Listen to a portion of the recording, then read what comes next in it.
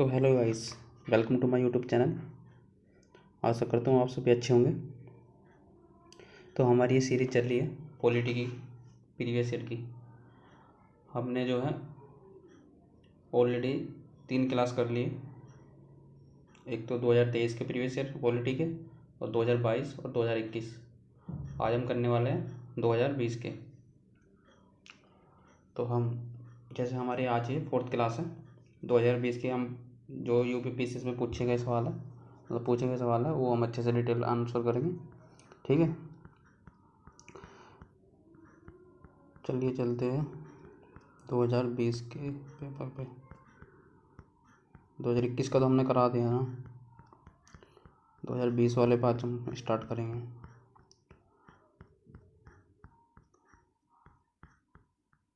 यार आप लोग कमेंट वगैरह कुछ नहीं कर रहे हो, आप ना शेयर कर रहे हो ना सब्सक्राइब कर रहे हो। अगर आप इस क्लास को देखते हो, जो सीरीज चला रखी है हमने,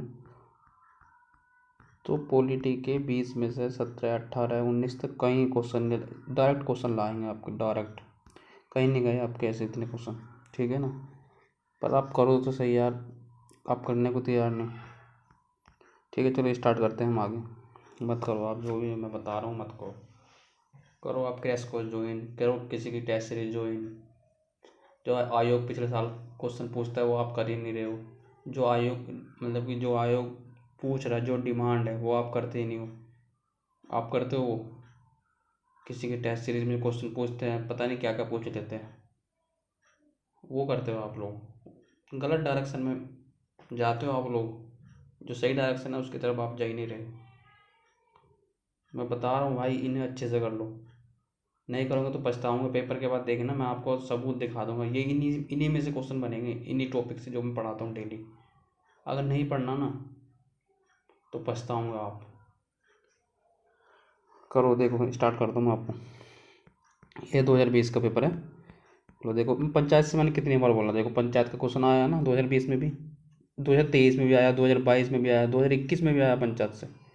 मैं दिखाऊंगा, ये सारे सबूत आपको दिखाऊंगा। मैं एक पीडीएफ बनाऊंगा अलग से, कौन कौन से टॉपिक से कितने कितने क्वेश्चन पूछे हैं पॉलिटी के अभी तक। ये तो पॉलिटी है सिर्फ, ऐसे ही ज्योग्राफी में, ऐसे ही हिस्ट्री में, ठीक है, ऐसे ही इन्वायरमेंट में रिपीट करता है। हर टॉपिक रिपीट करता है, हर क्वेश्चन रिपीट करता है आयोग।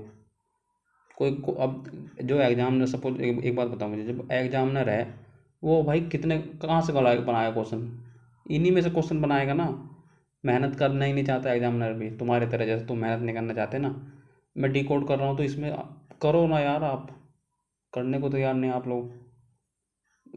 को आप आपको तो कुछ करना ही नहीं है। मैं तो ढूंढ ढूंढ के, मैं पूरा पूरा दिन मेहनत करके आपके लिए ला रहा हूँ इनको, निकाल निकाल के। और आगे भी इतना काम करने के तैयार हो, पर आप सपोर्ट तो करो यार। आप सपोर्ट ही करने को तैयार नहीं है। चलो यार, आपकी मर्जी है, मत करो यार। दूसरा बंदा मेहनत कर रहा है, आप करने को तैयार नहीं। चलो मैं, मेरा तो काम है पढ़ाना, पढ़ाता हूँ मैं आपको। तो स्टार्ट करते हैं। जैसे ये है, फर्स्ट क्वेश्चन है, संविधान के किस भाग में पंचायती राज व्यवस्था संबंधी प्रावधान दिए गए।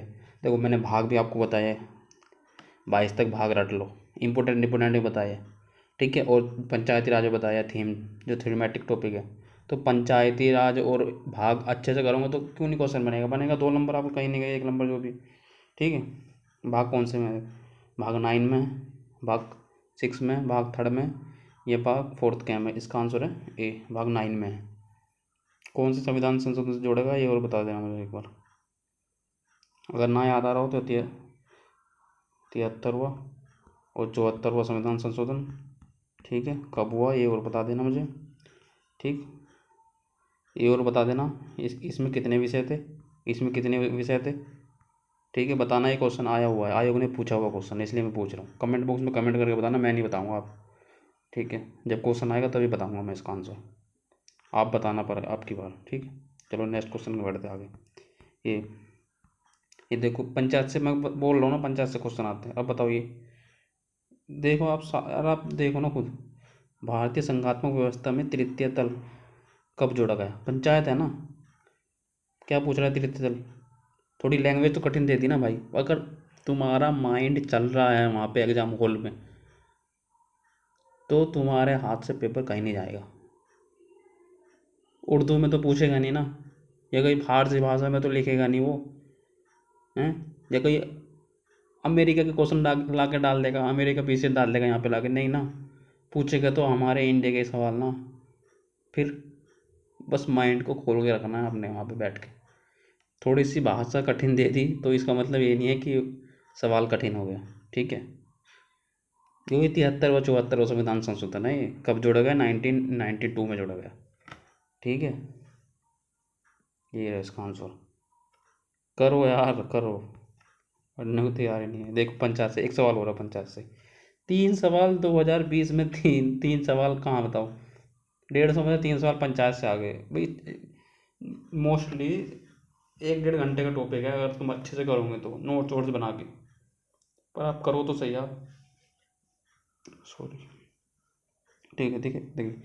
पंचायतों के लिए कराए जाने वाले सभी निर्वाचनों के संचालन का अधीक्षण, निर्देशन और नियंत्रण निहित होता है। बताओ, ये सवाल मैंने 2023 में, वरना 22 में मैंने इसका बताया था आपको। 2022-23 में मैंने बताया था ये, ठीक है। इसका आर्टिकल ही बताया था। कौन करता है? राज्य निर्वाचन आयोग करता है। आर्टिकल बताना। आर्टिकल है इसका 248 के, ठीक। 248 के है इसका आर्टिकल। ठीक, आगे बढ़ते हैं। Next question. निम्नलिखित में से कौन सा संविधान के अनुच्छेद 3 के तहत संसद के एक कानून द्वारा संभव नहीं है? क्या बोला है? निम्नलिखित में से मतलब कौन सा संविधान के अनुच्छेद 3, आर्टिकल 3 जो है के तहत संसद के एक कानून द्वारा संभव नहीं है। मतलब कि संसद कानून नहीं, मतलब संसद के मतलब आर्टिकल 3 के तहत जो कानून बनाया जाता है वो कौन सा नहीं है इसमें, बस ये देखना है, ठीक है। नए राज्यों का गठन कर सकती है, ये भी कर सकती है संसद। राज्यों के क्षेत्र में परिवर्तन आर्टिकल 3 के तहत कर सकती है। राज्य की सीमा में परिवर्तन ये भी कर सकती है, पर नए राज्यों को प्रवेश नहीं कर सकती। नए राज्यों का प्रवेश जो है आर्टिकल 2 के तहत है। आर्टिकल 2 जो ये तीनों हैं, ये तो जैसे हमारे सपोज जैसे कोई राज्य है, जैसे अभी 2014 में तेलंगाना बना था आंध्र प्रदेश, ठीक है। आंध्र प्रदेश से निकल के तेलंगाना बना था, तो इसमें सीमाओं को परिवर्तन होना, नए राज्य आए ना, मतलब एक राज्य में से काट के बनाना वो तेलंगाना नया राज्य, तो ये आर्टिकल 3 के तहत है। सपोज हमें किसी दूसरे देश को, मतलब किसी दूसरे देश जो है, जैसे हमारा जैसे सपोज सिक्किम है, हाँ सिक्किम है, सिक्किम को लिया था हमने, ये तिब्बत में आता था ये, पर 1986 के करीब, तो ये हमने मतलब अपने उसमें मिलाया भारत में, तो ये एक मतलब बाहर विदेश से एक नया राज्य अपने उसमें आया, तो ये आर्टिकल 2 के तहत है। जो हमारे स्टेट में से काट काट के बनने हैं वो आर्टिकल 3 के तहत है। जो बाहर विदेशों से बनने आर्टिकल 2 है, ठीक है। नए राज्य, आशा करता हूँ समझ में आ गया होगा आपके। इसकी डिटेल में डिटेल भी दे रखी है, दिखाता हूँ आगे। देखो, ये देखो, ये आर्टिकल 3 है। इसने संसद को नए राज्यों के गठन और मौजूदा राज्यों के परिवर्तन से संबंधित कानून बनाने का अधिकार दिया है। मतलब नए राज्य गठन और मौजूदा राज्यों के परिवर्तन से संबंधित कानून बनाने का अधिकार दिया है, ठीक है। संसद कानून द्वारा हो सकती है, मतलब क्या क्या बना सकती है? एक राज्य क्षेत्र को अलग करके, या दो से अधिक राज्यों या राज्यों के कुछ हिस्सों को एकजुट करके एक नया राज्य तैयार करे, ठीक है। किसी भी राज्य का क्षेत्रफल बढ़ाए, मतलब कोई एक राज्य है उसका क्षेत्रफल बढ़ा के, किसी भी राज्य के क्षेत्र को कम करना है कि कोई राज्य है उसका क्षेत्र को कम करके। तीसरा, किसी भी राज्य की सीमा को बदल दे, किसी भी राज्य की सीमा को बदल कर, या किसी भी राज्य का नाम बदल के, किसी भी राज्य का नाम बदल देते हैं, ठीक है। ये आर्टिकल 3 के तहत है। अब आर्टिकल 2 हो गया। आर्टिकल 2 है, ये है, यह संसद कानून द्वारा भारत के संघ में नए राज्यों को स्वीकार कर सकती है, मतलब नए राज्यों को स्वीकार करती है, या उन नियमों और शर्तों पर नए राज्यों की स्थापना कर सकती है जो इसे उपयुक्त मानते हैं। जैसे 35वें 1974 और 36वें 1975 संवैधानिक संशोधनों द्वारा सिक्किम राज्य को जोड़ा गया। सॉरी, वो मैंने 1986 बोल दिया था, 1986, ये 1975 है, ठीक है। ये देख लेना, मैं ये जो PDF है मेरे टेलीग्राम चैनल पे अपलोड करता हूँ, वहाँ से ले लें इसको, ठीक है। और सब कुछ फ्री है, कोई पेड नहीं है, कुछ नहीं, कुछ भी पैसा कुछ भी नहीं है, बस आप पढ़ो अच्छे से यार, ठीक है। नेक्स्ट क्वेश्चन देखो। अंतर्राज्यीय परिषद वित्त आयोग मैंने कितनी बार, प्रशासनिक न्याय अधिकरण, संघ लोक सेवा आयोग, कितनी बार तो मैंने बताया है, ठीक है। पर ये क्वेश्चन देखना गलत है, ये वाला क्वेश्चन गलत है। क्यों गलत है? क्योंकि इसमें सारे सही है, सारे सही है। ये अंतर्राज्यीय परिषद आर्टिकल 263 के तहत है, वित्त आयोग आर्टिकल 280 के तहत है, प्रशासनिक न्यायाधिकरण आर्टिकल 323 के तहत, संघ लोक सेवा आयोग 315 के तहत है। तो ये तो सारे ही सही है, इसमें कोई गलत नहीं है, सब सही है इसमें, ये तो क्वेश्चन ही गलत है। ठीक है, नेक्स्ट क्वेश्चन देखते हैं। पर ये थीम पढ़ लेना, अंतर्राज्यीय परिषद, वित्त आयोग जरूर पढ़ के जाना। वित्त आयोग तो आपके बार जरूर पढ़ के जाना, क्योंकि 16वें वित्त आयोग का गठन हुआ था। तो आएगा या तो इसके अध्यक्ष पूछ लेगा, या कुछ और भी पूछ सकता है, आर्टिकल पूछ लेगा, क्या काम करता है ये पूछ लेगा, कौन कितने साल के लिए गठन होता है, क्या इसकी सलाहकारी है, मतलब क्या सलाह देता है, या किसके अधीन कार्य करता है, कौन इसका गठन करता है, ये सब कार्य मतलब देख लेना। संवैधानिक है, वैधानिक है, क्या है, ये सब देख लेना। ठीक है, अब देखो ये नेक्स्ट क्वेश्चन, भारतीय संविधान का कौन सा अनुच्छेद केंद्रीय सतर्कता आयोग का वर्णन करता है? अब ये CVC है, सेंट्रल विजिलेंस कमीशन है, सतर्कता आयोग, केंद्रीय सतर्कता आयोग। ठीक है भाई, ये कोई संवैधानिक संस्था थोड़ी ना है जो आर्टिकल में दी गई होगी, तो ये तो माइंड खोलने वाली बात है। आपका कितना माइंड वहाँ खुला हुआ है एग्जाम हॉल में, ये कोई संवैधानिक संस्था नहीं है, एक वैधानिक संस्था, मतलब कोई वैसी संस्था है वैधानिक। तो संवैधानिक संस्था होती है आर्टिकलों में, ये नहीं होती। और आप देखो, ये वित्त आयोग का है तो ये तो कटे जाएगा। आर्टिकल 268 ये टैक्स वगैरह से, ये भी कट जाएगा। अब बचा आर्टिकल 274, ये तो क्योंकि इसका अगर 50-50 में आ गए तो आर्टिकल 276 में पता नहीं क्या है, तो फिर भी इसे कट के मतलब 50-50 C या D में जा सकते हो। अगर मैं होता तो भाई केंद्रीय सत्ता आयोग कोई संवैधानिक है नहीं, तो मैं इसे भी काट देता और लगाता डी आंसर लगाता। आगे सही आंसर डी आंसर है इसका।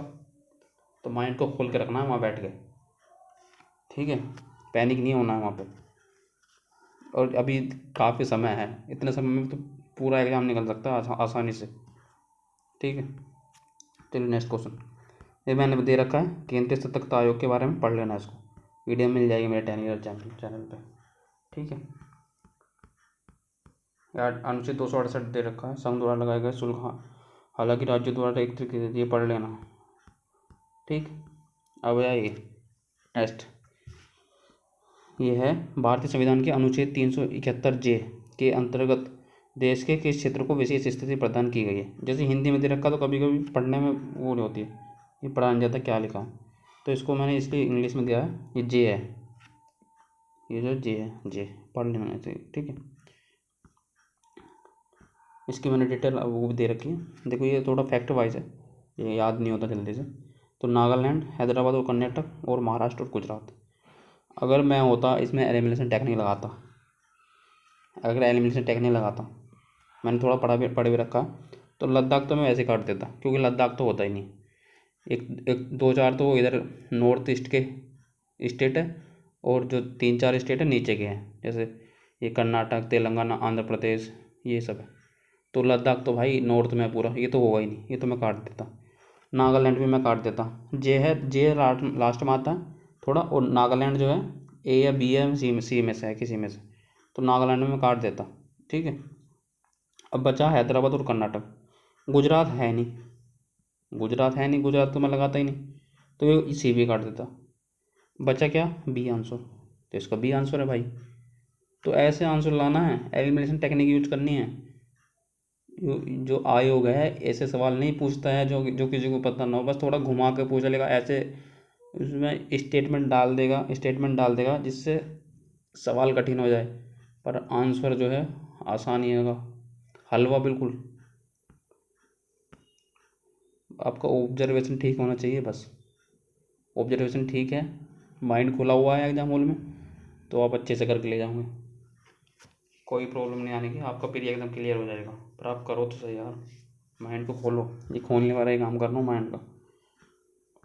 ठीक है, नेक्स्ट, कितनी बार बोला मैंने, ये देखो फंडामेंटल ड्यूटी मैंने आपको बताई है, थीमेटिक है, थीम है आयोग की, पूछता है। ठीक है, महान्यायवादी थीम है पूरी। ठीक है, और संघ और राज्यों के अधीन सेवाएं, ये तो अभी पूछा है, देखो संघ और राज्यों के अधीन सेवाएं भाग कितने में, अगर आपका दिमाग खुला हुआ है तो देखो कितने निकले, भाग 14 में दे रखा है। और देखो एक मिनट यहाँ पे,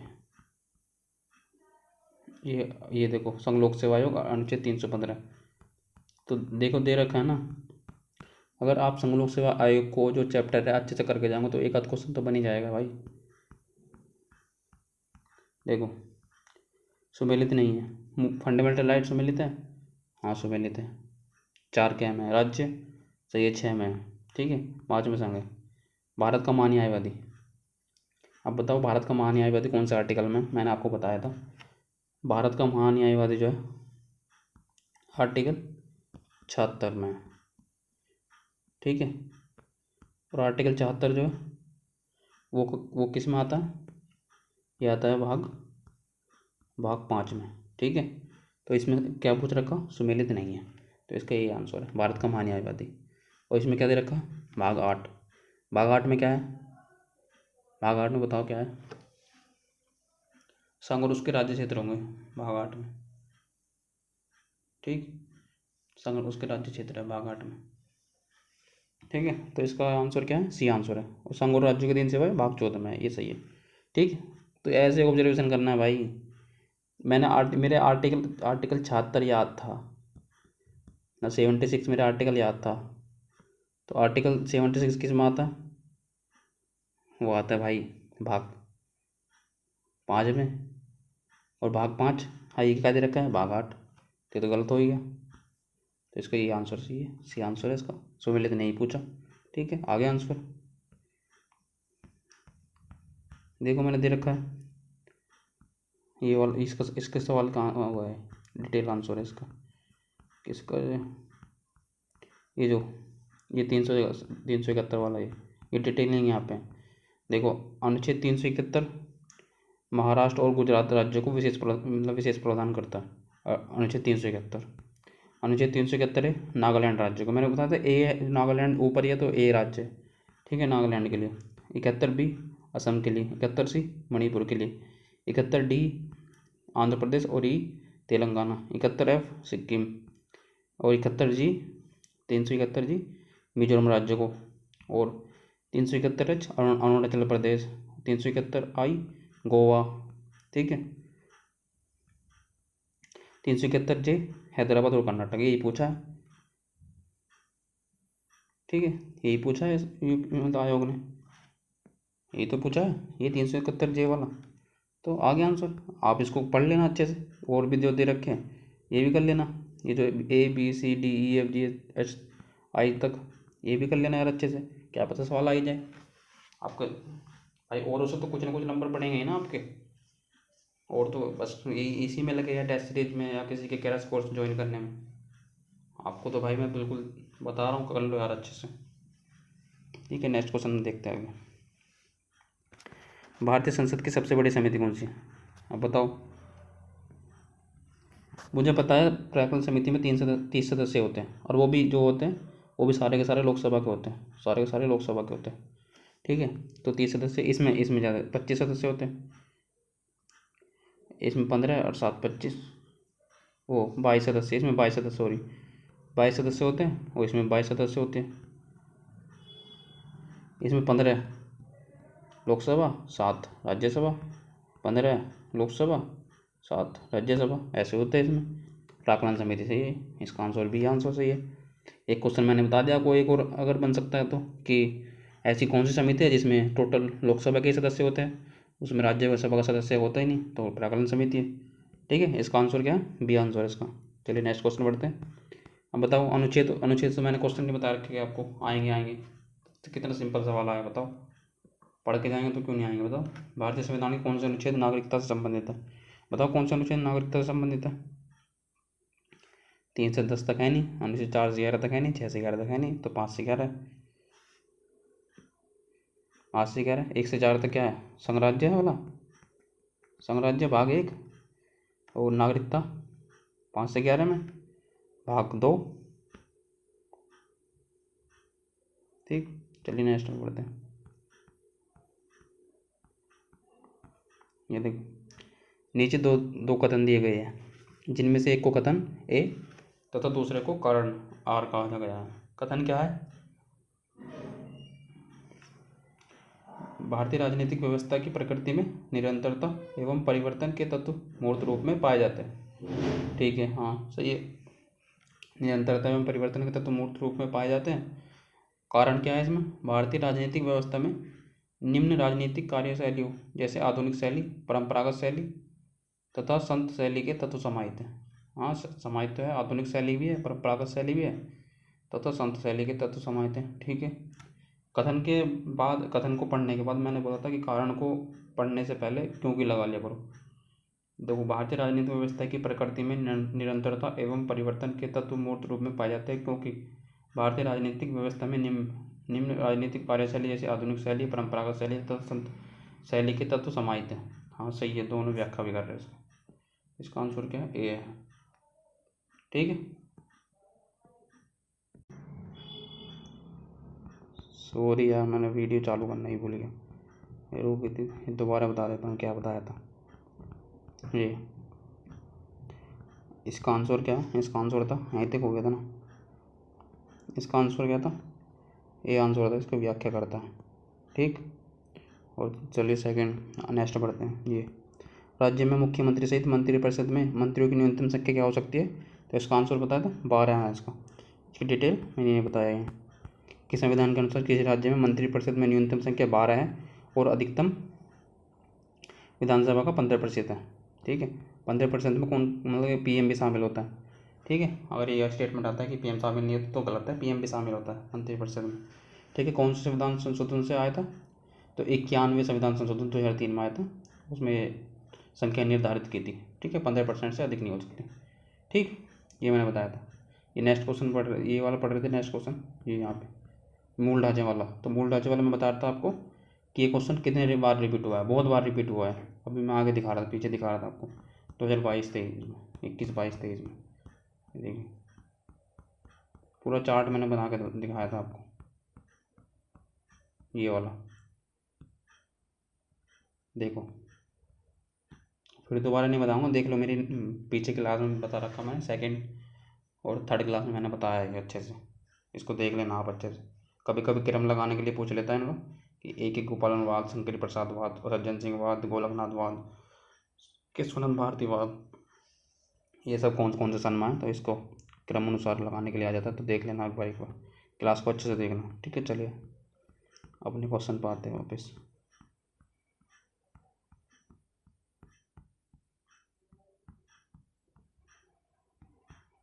यहाँ तक हो गया ना, नेक्स्ट पढ़ते हैं। देखो आर्टिकल DPS भी मैंने कितनी बार बताया कि क्वेश्चन आते हैं वहाँ से, राज्य के नीति निदेशक तत्वों से। देखो ये क्वेश्चन आया ना वहीं से, मैंने पढ़ाया है वो अभी पीछे देख लेना। पिछली क्लास में जो मैंने पीछे पढ़ा चुका हूँ उनमें देख लेना, मैंने पढ़ाया अच्छे से। अगर आप देखोगे तो, अगर आप देखते भी तो इनको आसानी से कर लेते। ठीक है। देखो आर्टिकल 39A में क्या है? समान न्याय एवं निःशुल्क विधिक सहायता। ये भी सही है। इसमें क्या पूछ रहा? सुमेलित नहीं पूछ रहा। ठीक। ये कौन से संविधान संशोधन से आया था, ये भी मुझे आप बताना। ठीक है। अनुच्छेद 40 ग्राम पंचायत आया ना। देखो पंचायत से यार, मतलब डायरेक्ट इनडायरेक्ट कुछ न पूछ रहा है ना पंचायत से, ये भी सही है इसका। ठीक है। अनुच्छेद 44 समान नागरिक संहिता, ये भी सही है। न्यायपालिका कार्यपालिका से प्रतिनिधि, ये गलत है। ये आर्टिकल कौन से में, ये आप मुझे बताना। ये है 50 में। ठीक है। आर्टिकल 48 में क्या है, ये आप मुझे कमेंट करके बताना। ठीक है। नेक्स्ट, भारत के महान्यायवादी के संदर्भ में निम्नलिखित कथनों पर विचार कीजिए। महान्यायवादी कितनी बार बताया मैंने? हर साल ये टॉपिक आता है, हर साल दिखाऊंगा मैंने बना रखी PDF, कितने कितने क्वेश्चन आते हैं हर साल, रिकॉर्ड करूंगा अच्छे से मैं। चलो, भारत के महान्यायवादी के संदर्भ में निम्नलिखित कथनों पर विचार कीजिए। ठीक। राष्ट्रपति ऐसे व्यक्ति की नियुक्ति करेगा जो उच्चतम न्यायालय के न्यायाधीश के रूप में नियुक्त के लिए मतलब अर्हता हो, मतलब कि उसकी योग्यता हो। कभी कभी ऐसे वर्ड आ जाते हैं या ऐसी शब्दावली आ जाती है, डालते भी ऐसे, योग्यता नहीं डाल सकते पर अर्हता ऐसे डालेंगे। ठीक है। इतना कठिन वर्ड डालते हैं जो बच्चे को उच्चारण में भी ना है। ठीक है। ये सही है इसका। महान्यायवादी इतना पारिश्रमिक प्राप्त करेगा जो संसद अवधारित करे। भाई क्यों संसद क्यों डाल रहा हूँ? थोड़ा दिमाग लगाऊंगा तो, जो क्यों डाला इसने संसद?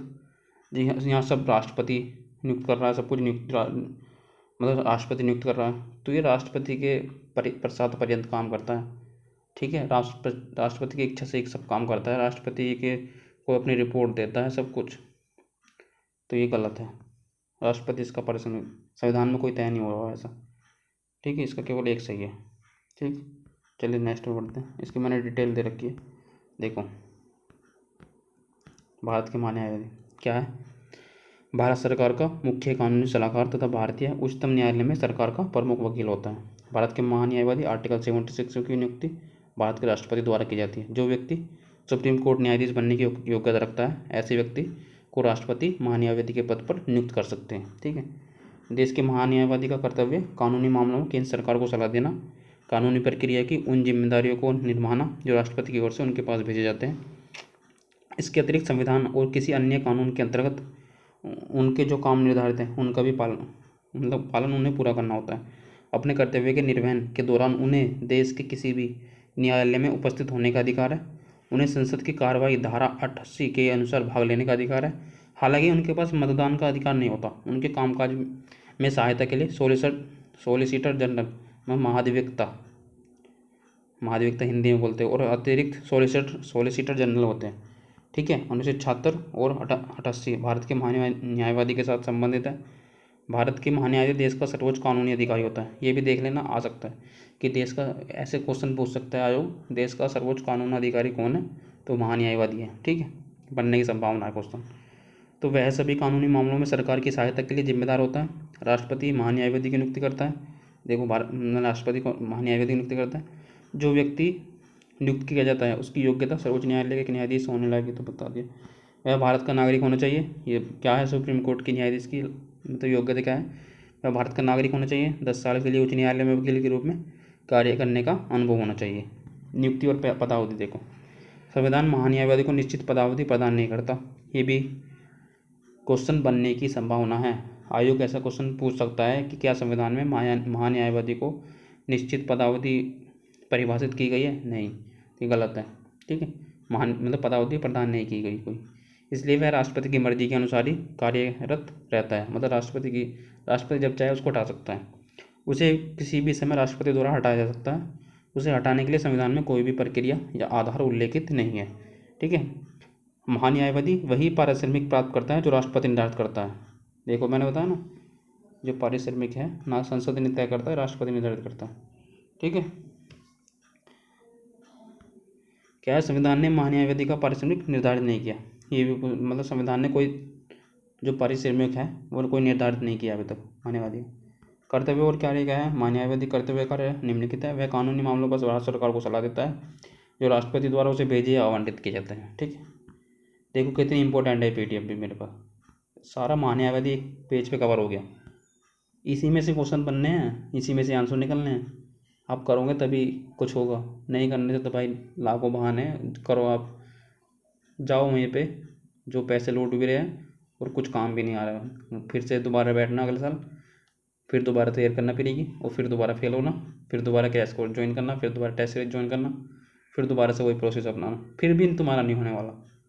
जब तक आप इसको नहीं करोगे ना तब तक नहीं होगा। बता रहा हूँ, फ्री में मिल रहा है, कर लो। हमारे टाइम पे नहीं था ये सब चीज़, कोई बताने वाला नहीं था। मत करो यार, सब देख लेना पूरे यूट्यूब पे क्या हो।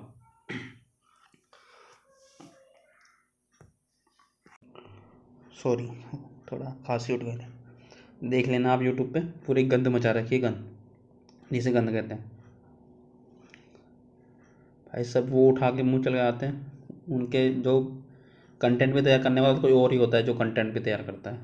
उनको तो आके ब्लैक बोर्ड पे पढ़ाना है बस, बैठ के कोई कुछ नहीं करना। PDF पढ़ा कर दिखाते नहीं है ऐसे ऐसे पढ़ना है कुछ, बस ये नहीं बताना क्या क्वेश्चन आने हैं, क्या बनने हैं, कैसे क्वेश्चन बनेंगे।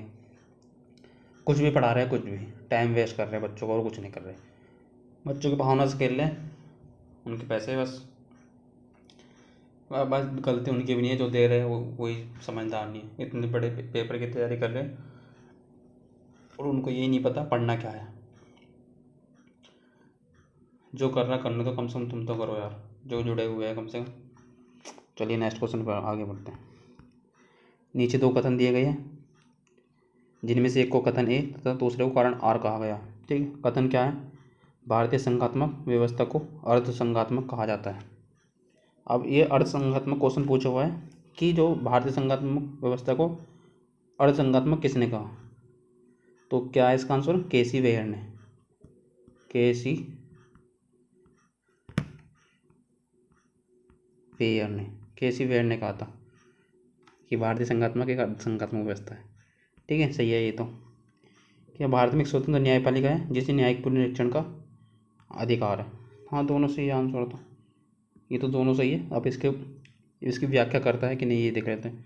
भारतीय संघात्मक व्यवस्था को अर्धसंघात्मक कहा जाता है क्योंकि भारत में एक स्वतंत्र न्यायपालिका है जिसे न्यायिक पुनरीक्षण का अधिकार देता है।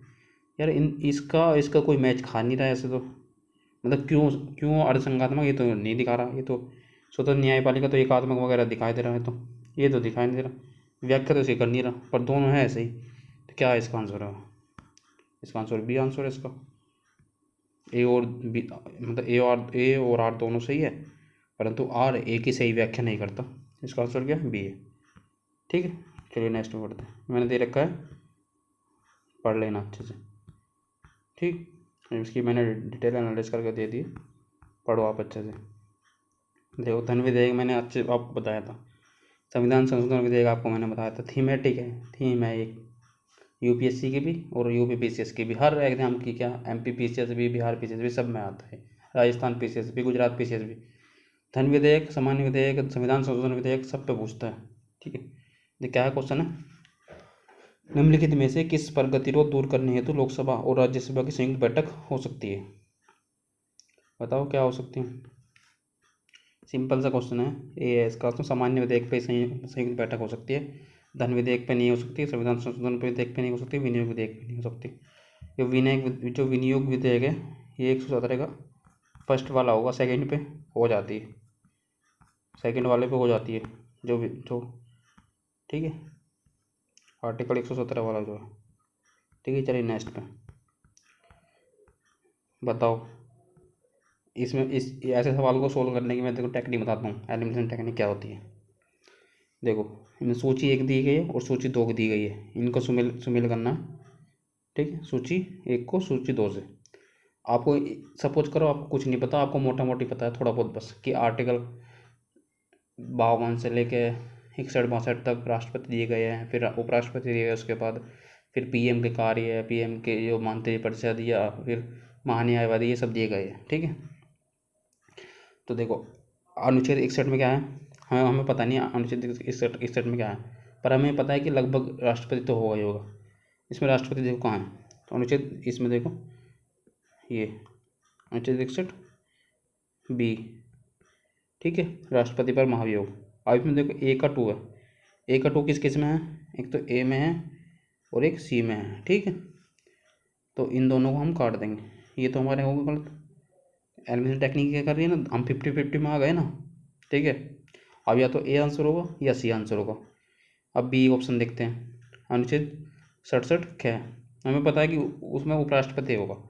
ठीक है, तो इसका थर्ड, उपराष्ट्रपति थर्ड में है, तो अनुच्छेद 67 ख में गया उपराष्ट्रपति को हटाना। ठीक है, अब बी का थर्ड देख लो, बी का थर्ड क्या है इसमें, तो ये भी हमारा चला गया। आंसर क्या है हमारा? ये देखो, आपने 1 को मिलाया, 2 को मिलाया, एकदम आंसर आ गया। सबको मिलाने की जरूरत ही नहीं आपको पड़ी। ऐसे काम करना है एग्जाम हॉल में बैठ के, माइंड को बंद नहीं करना है, पैनिक नहीं होना है कि पेपर इतना कठिन आया। भाई पेपर आसान ही होता है, बस आपका करने का नज़रिया सही होना चाहिए। ठीक है, हो गया। जो सी का 4 है, अनुच्छेद 94 में स्पीकर को हटाना, अनुच्छेद 90 राज्यसभा के उपसभापति को हटाना। ठीक, चलिए नेक्स्ट क्वेश्चन में आगे बढ़ते हैं। ये देखो, इतना इम्पोर्टेंट सवाल है और इतना बढ़िया सवाल है, ये बहुत अच्छा सवाल है। पूछेगा इसमें कम से कम कितने सवाल बनेंगे, मैंने इसको डिटेल में पढ़ा, देखो डिटेल में मैंने बता रखा है। ये डिटेल में एक पेज में मैंने दे रखा है, 1 2 3 4 5 सवाल बनेंगे इसमें से। भाई करके जाना, पर्सनली बोल रहा हूँ, करके जाना इसको अच्छे से। ये वाली जो एक पेज है, जरूर करके जाना, आएगा सवाल जरूर। ठीक, देखो क्या सवाल है। भारत की संविधान सभा ने निम्नलिखित में से किस तिथि को राष्ट्रीय ध्वज को अपनाया? ठीक, किस तिथि को अपनाया था? राष्ट्रीय ध्वज को अपनाया था, तो क्या 22 जुलाई 1947 को, 22 जुलाई 1947 को अपनाया था। ठीक है, अब इसमें देखो, जो ये है 24 जनवरी 1950 को संविधान सभा की अंतिम बैठक थी, ठीक, अंतिम बैठक थी, ठीक, ये जरूर करके जाना। अंतिम बैठक कब थी? 24 जनवरी 1950 को, ठीक। 22 जुलाई 1948, ये तो नहीं है इम्पोर्टेंट था, बस ये दोनों इम्पोर्टेंट थे। देखो नेक्स्ट में बताता हूँ।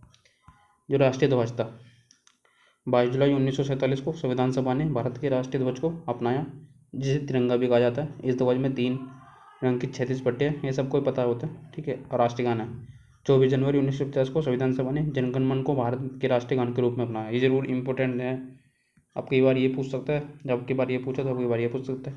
राष्ट्रीय गीत भी कब अपनाया? 24 जनवरी 1950 को। हमारे जो फर्स्ट राष्ट्रपति थे वो कब बने? ये भी 24 जनवरी 1950 को, ठीक है। फर्स्ट प्राइम मतलब फर्स्ट राष्ट्रपति जो निर्वाचित हुए थे वो 24 जनवरी 1950 को कौन थे? राजेंद्र प्रसाद, ठीक है। राष्ट्रीय गीत 24 जनवरी 1950 को, वंदे मातरम, ठीक है। संविधान सभा की अंतिम तिथि 24 जनवरी 1950, ठीक। 5 सवाल है, देखो जो 5 सवाल बन रहे हैं इसमें करके जाना अच्छे से, ठीक है। नेक्स्ट में बढ़ते हैं। विकास अनुवीक्षण और मूल्यांकन कार्यालय जो दीर्घकालिक नीति का अनुवीक्षण करता है, निम्न में से किस कार्यालय के अंतर्गत आता है? विकास का, अनुवीक्षण का और मूल्यांकन कार्यालय जो दीर्घकालिक नीति का अनुवीक्षण करता है, निम्नलिखित में से किस कार्यालय के अंतर्गत आता है? ये आप इसको कमेंट बॉक्स में अच्छे से बताना, ठीक है। इसमें मैं कन्फ्यूजन हूँ कि प्रधानमंत्री कार्यालय में या नीति आयोग में, ठीक है। इसको आप कमेंट बॉक्स में कमेंट करके बताना, ठीक है। नेक्स्ट बस यहीं पे लास्ट था, 2019 में आगे 2019 के आएंगे, ठीक है। आज की क्लास को यहीं विराम देते हैं, थोड़ी लंबी भी हो गई क्लास आज की, ठीक, कोई बात नहीं, हो जाता है कभी कभी। कोशिश करेंगे शॉर्ट को रखने की कोशिश करें क्लास को, ठीक है यार। अगर देखो, अगर क्लास अच्छी लग रही है आपको तो चैनल को सब्सक्राइब कर लो, सपोर्ट करो, थोड़ा लाइक करो, कमेंट करो यार, कैसे लग रही है क्लास। कुछ कमी है तो वो बताओ, उस कमी को सुधार करने की कोशिश करेंगे।